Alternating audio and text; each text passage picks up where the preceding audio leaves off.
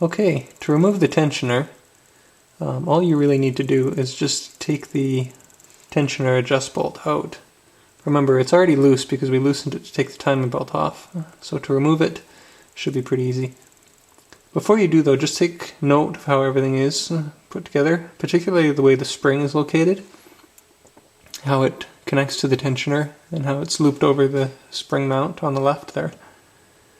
I'm going to be replacing the tensioner, the washer that's underneath the adjust bolt, and the mount point for the spring, which is in the center of your screen, and also the pivot bolt that's behind the tensioner. And that's the little pivot that the hole that's on the other side of the tensioner, similar to this one here, is on. The adjust bolt itself, I believe, has been discontinued, so I didn't get that one. But I will be replacing the tensioner, which is the most important.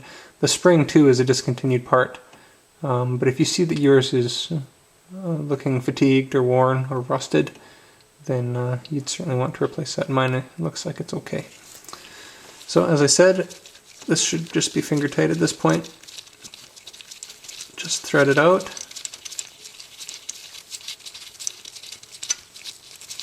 Keep track of how the washer is. And then out it comes.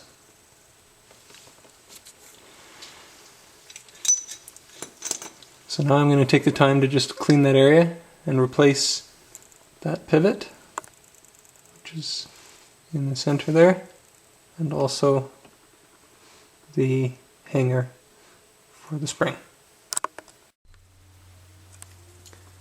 Just take a quick look at the parts that we're going to be putting back in. The essential one here is the tensioner, 14510-PH3-003. I'm also going to replace the pivot for the tensioner. That's 14513-PK1-000. I'm also replacing the washer that goes behind the tensioner bolt. 90501 MB7610.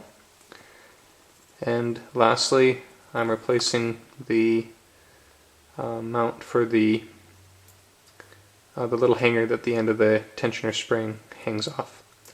90012 PH3004. So I'm going to unbag all these and get them ready for installation. Okay, I'm going to put everything back together now. So I've got the new tensioner with the bolt through it all put together. And I'm just going to line up the bolt with the hole and just thread it in just a couple threads so it'll stay put.